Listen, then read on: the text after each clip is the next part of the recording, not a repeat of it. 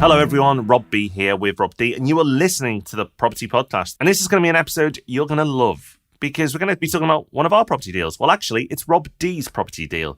He's not long completed on a purchase, and there's loads of lessons we can draw from this transaction. And of course, in true Property Podcast form, we don't want to keep them to ourselves. We want to share, so you'll get all the juicy details of his latest deal and the lessons he's taken from it.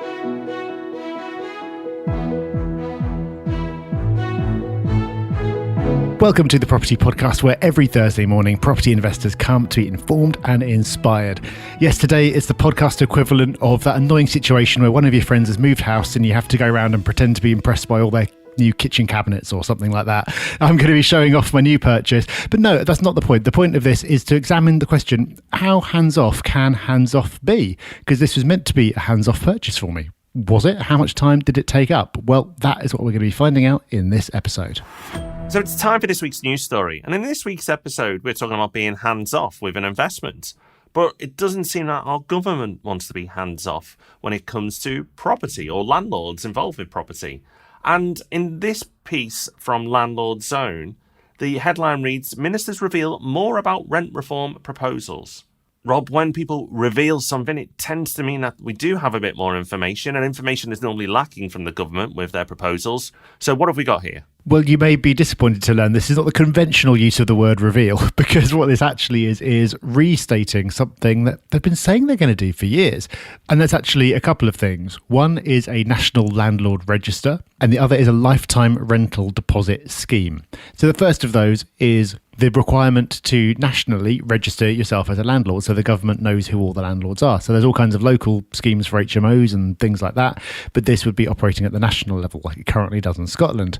The second, the lifetime rental deposit scheme, is this ability to move deposits between properties. So tenants don't have this issue where they need to find the money for a new deposit while they're still waiting for the first one to come back to them.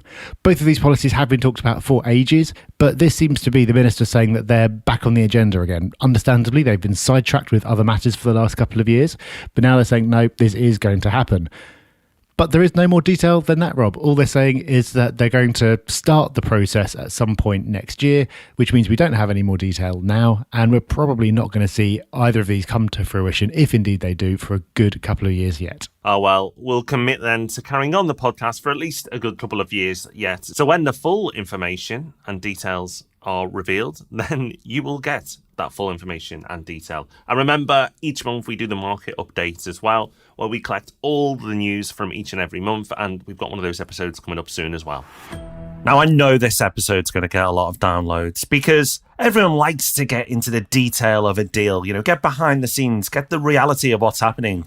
But then when it's Rob D's deal, well, I know I'm listening. I'm downloading this one. I'm going to re-listen. So although I'm going to be part of the interview, this is the type of episode that you're just going to get that little bit more from. And the great thing is, like we do with all our content, it's not going to be, and I nailed it with this and I smashed it with that and everything went right, because no property transaction works like that. And Robin, I think it's fair to say that even though this was a hands-off purchase, you still had to do a bit of work, and it wasn't always straightforward. No, that's the main lesson that I want people to take away from this episode. The point of this episode isn't this is what I bought and you should buy exactly the same thing, or it's not to show off about what I bought. The lesson that I hope people will take away is that even if someone else is doing most of the work in property, there's still quite a bit of work. And if you don't do that work efficiently, which to be completely honest, in places I didn't, that is going to cause issues. Well, let's hear what those issues were. But before we get into that juicy detail, let's set the scene.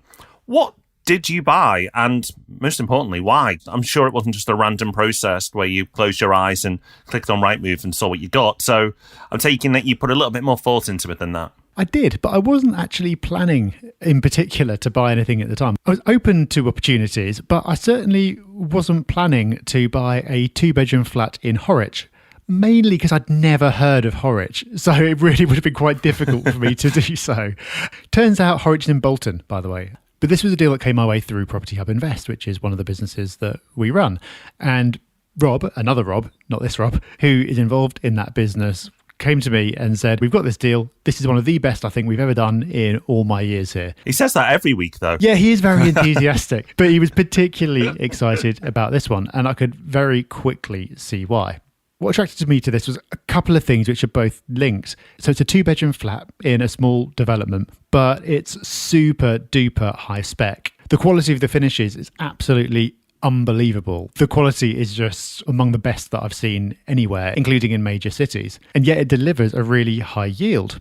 Because even though the purchase price is fairly high for the area, it's certainly in the top sort of 10% of prices for that type of property in that particular area, the rents are particularly strong. And for me, when you've got a luxury property, which is what this basically is, that is also producing a strong yield, that is a very good sign. Because as long as the rents are sustainable, which we can talk about, it means that there's strong potential for prices to go up. Normally, high yields are associated with properties that are not that well located, that are maybe a bit cheap and cheerful. So when you see attractive yields for a property that's got so much going for it, then I get excited. Now, you and I, by chance, not because we like to do everything the same, have a similar strategy with property investment at the moment. We go for a particular type of property. So I think it might be worth reminding people the type of properties that you focus on at the moment, Rob, and how this property fits into it, or maybe it doesn't. Yes, this very much fits the mold for what I'm looking for at the moment, which is basically high-end properties that are pretty new, that are going to rent really well, that are not going to cause any hassle, and are well positioned for capital growth. And well positioned for capital growth, both because of where they are geographically, as in where they are in the country, but also the type of property they are. And as we've covered extensively on the podcast in the past with the idea of the 18-year property cycle, it tends to be the best properties in the best areas that get the growth first and fastest. Back in episode 378, which is from June 2020, we actually talked through another of my purchases. The title of the episode is Rob D just bought a property in the middle of a pandemic. What is it and why now? And that was very similar. Something else that both these properties have in common is that they're pretty unique. In Horwich, where I bought this one, and in Nottingham, where I bought the last one, there are very few new properties and certainly nothing of this kind of spec. So that got me particularly interested. Now, working with someone who sources property for you makes the process more hands-off than doing it yourself, because you don't have to find the property. So that definitely is hands-off. But it doesn't mean the rest of the process is hands-off. And particularly, some parts of it absolutely shouldn't be hands-off. Because, Rob, even though Property Hub Invest is our business, and even though you trust the team, even you rightly do your research as well to make sure that what we believe is true as a business is validated, because, you know, you're going to be putting your pound notes into this deal. And that's what we tell every investor. Absolutely trust us, but validate that trust every single time. And you follow that mantra as well. Yeah, definitely. I did less research with this than I would with almost any other purchase, because I've obviously got an extreme level of trust. If anyone else had brought me this, I would have done a lot more digging, but I did have to do my research. So the first thing I had to do, like I said, is actually go and look at Horwich on a map and find out where it was, and then just do a bit of general research into the area to get comfortable with it. So I've been told that this was a popular area, told that it was pretty upscale, and that in particular, the road where this development was known for having really nice houses and being a high net worth kind of area. I went and checked all that, Googled the area, looked in the local press a bit, and just kind of got a feel for what the area was like. Got a sense of the transport links and things like that, and just do the real macro stuff.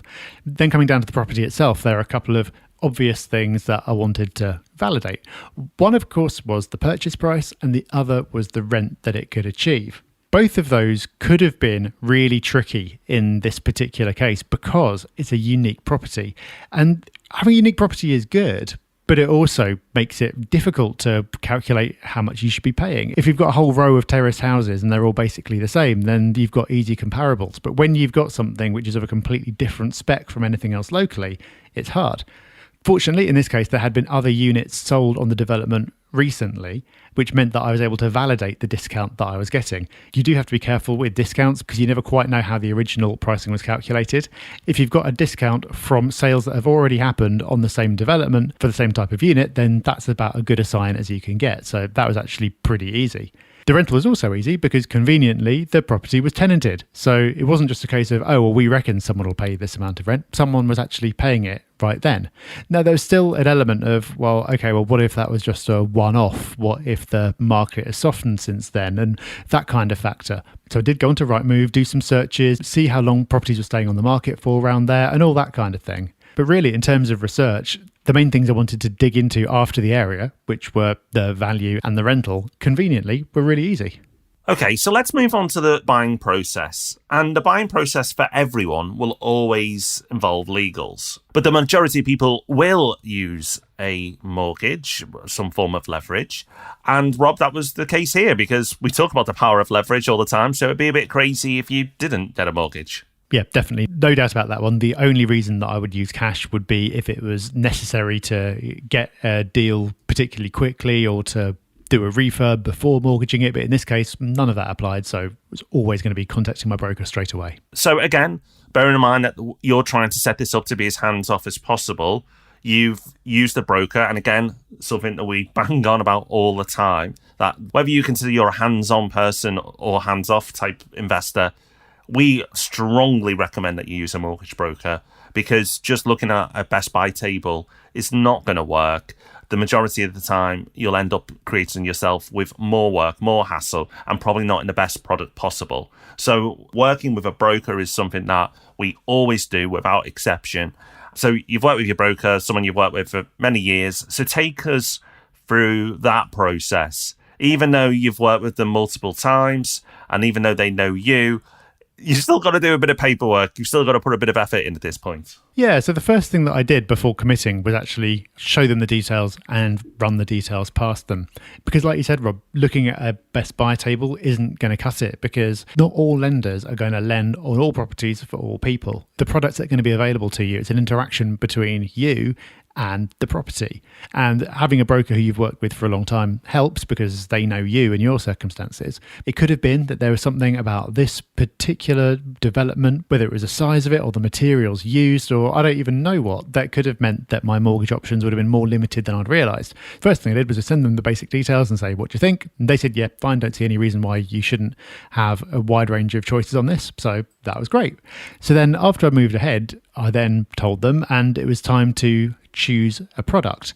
And again, it's not just a case of picking the one with the lowest rate. My broker gave me a couple of options of different lenders, and it was good to only have a choice of a couple because they'd already weeded out lenders who they knew were actually not that competitive by the time you took all the fees into account, or lenders who they knew were being slow or difficult at the moment, things like that. So I just had a couple to choose between. The thing that I spent a bit of time on was the length of fix, because I was buying with what I was pretty convinced was a good discount. So I had to decide, do I fix for a short length of time so I could then refinance in a couple of years to pull that money out again? Or do I fix for longer? Because even though a longer fix is more expensive, rates are really good at the moment. And in the end, I decided to pay a bit more each month and take out a 5-year fix. But I did give that a reasonable amount of thought because it's one of those decisions that you make it once and then it's expensive to change your mind. So you want to make sure you're making the right choice as best you can. Definitely. And I think it's worth saying that you didn't get special treatment on the discount. All the investor clients got exactly the same as you. There was a deal there for everyone.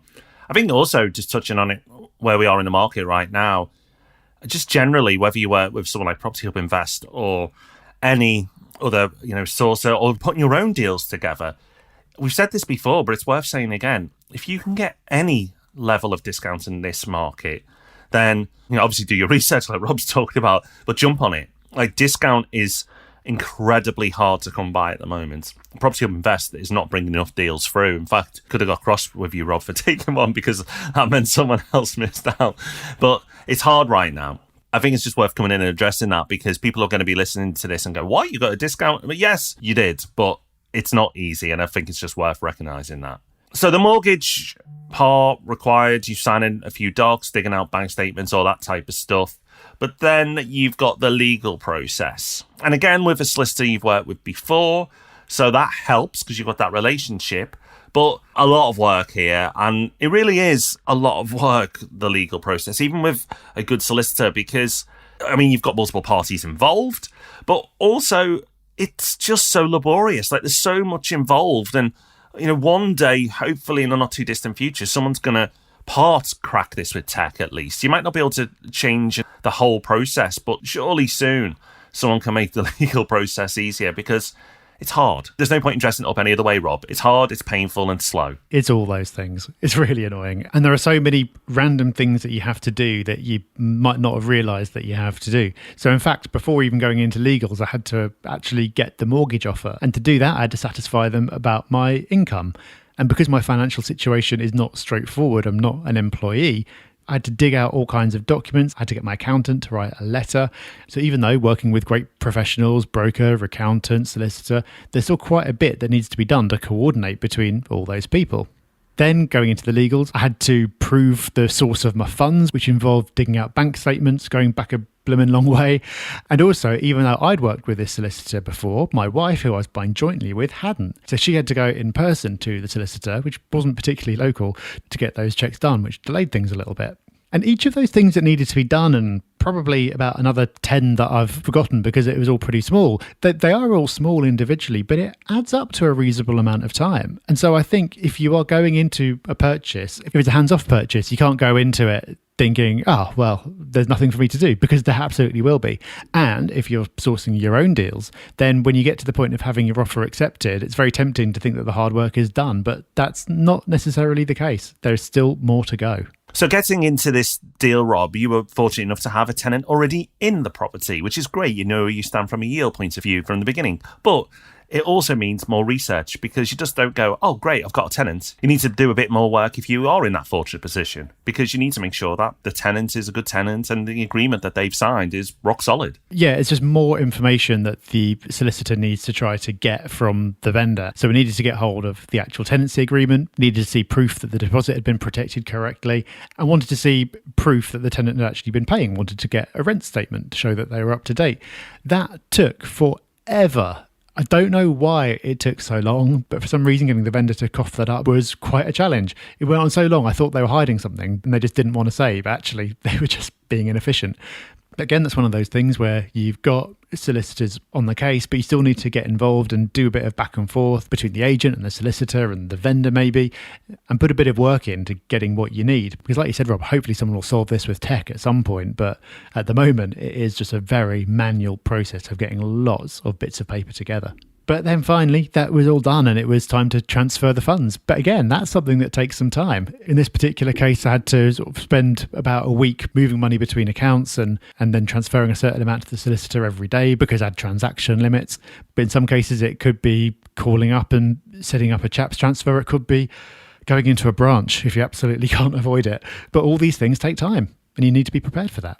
So then, Rob, done and dusted. No more work, right? You can just relax, get back in the hammock and sip the cocktail. Or is there a bit more to do? Well, in this particular case, it was pretty simple because it was tenanted. So this is literally only just happened. I haven't done this yet, but I'll need to make contact with a tenant and get direct debits changed over and things like that. But if the property was empty, then it would be a case of getting it ready to let or hand over to the agent. There might be work that you know needs to get done. There might be work that you don't know needs to get done, but when the previous owners moved all their furniture out, it turns out that there's more than you first thought. Then there's all the annoying admin, like making sure that you get the bills transferred over and registered for council tax and all that kind of thing. Again, nothing that hard, but it all adds up. So, Rob, what did you take away from this experience? And most importantly, I hope you don't mind me saying, but what should everyone listening take away from this experience and this deal that you've just worked through? I think there are two main things. The first thing to say is that this was pretty much the easiest property purchase anyone could ever have. The property was extremely straightforward, nothing difficult about it, nothing controversial about it. And it was really easy for me because it was completely hands-off and it was from a source that I trusted more than any other. So the research that I had to do was minimal. But even taking all that into account, it wasn't what you'd call easy, and it's certainly not what you'd call quick. All in all, it took from the middle of May till almost the end of September to get this deal through. That's over 4 months. It took over 4 months to do the easiest deal that anyone could ever do. And that's for a couple of reasons. The first is it's property. Everything in property takes forever, even though it shouldn't. But the other reason is me. I could have made that process quicker if I'd been more on the ball and if I'd been putting more pressure on. If I'd absolutely needed to get it done in 3 months, maybe even 2.5 months, I probably could have done just by putting more pressure on people. As it happened, I was rather busy with other things and did not give this much of my attention. And that allowed it to drag on and on and on. Didn't cause me any problems. I didn't mind it dragging on, but it did. And I think that was a good reminder for me that that is the default state of things. If you don't put the pressure on, if you're not on the ball, things really, really drag. So if there is a situation where you want things to hurry along a bit, you need to put the work in for that. And I think the other thing to take away from this, Rob, is that there is no such thing as a hands-off purchase. You can be more hands-on or you can be less hands-on, but there is no such thing as hands-off. Again, this is as hands-off as a purchase can get. It's as easy as a purchase can get. But as you've heard, there's still quite a bit to do. And I think that's really important for people to be aware of going in. If you're investing in property, there will be work to do. It is going to take your time, and there's knowledge and education that you're going to need to have, because you're going to need to get involved in various things and understand what's happening and know what you're meant to be doing. It's not the case that you can just say yes to an opportunity and expect everything to happen without you. Not going to happen. And if you're aware of that going in, then that's fine, because, well, we really like property. That's why we do the podcast. We believe in property over the long term. I hopefully will do really well out of this property for a long time to come. And so I don't mind putting the work in. But if you go into property with the wrong idea and that you can just leave it all to other people, then you're in for a bit of a shock. So it's time for Hub Extra, the part of the show where we give you more. And this is backed up by the Hub Extra email. It goes out each and every Friday. We aim to make it the most valuable email that lands in your inbox each week. If you're keen to get that email, all you have to do is become a Property Hub member. How much is that? It's absolutely free. Just go to propertyhub.net and sign up, and you can access all the courses, get all the extra info, again, all for free, and you'll get the Hub Extra email delivered into your inbox. This week's Hub Extra is special for two reasons. One, it's a podcast recommendation, and we love podcasts. And second, our friend of the show, Sarah Ferris, who you may have heard of because of our journey episodes we've had on the show. She's an active investor, been on her own property journey. We've recommended a podcast of hers before, which was called Conning the Con, in a previous Hub Extra, and that's gone great guns, and it's up for an award, which is absolutely fantastic. Congratulations, Sarah. You're keeping us on our toes. You're obviously absolutely smashing it. But not being satisfied with just having the one podcast, she's going for another. And this podcast is called Stop the Killing, where Sarah teams up with the FBI's head of active shooter program. So that's got our attention. We'll be giving it a listen. Congratulations, Sarah, on all your success. And for everyone listening, it shows you that, property can give you that freedom. And now Sarah has the freedom to make more podcasts, which is obviously something she enjoys. So congratulations, Sarah. We look forward to listening to that. And for everyone listening, if you're looking for another podcast, well, now you have one. So that is us done for another week of the Property Podcast. Thank you for listening, and we will, of course, be back to do it all again next Thursday, and we'll see you as well for Ask Rob and Rob on Tuesday. So until then, have a wonderful week. We'll see you soon. Bye-bye. Bye-bye.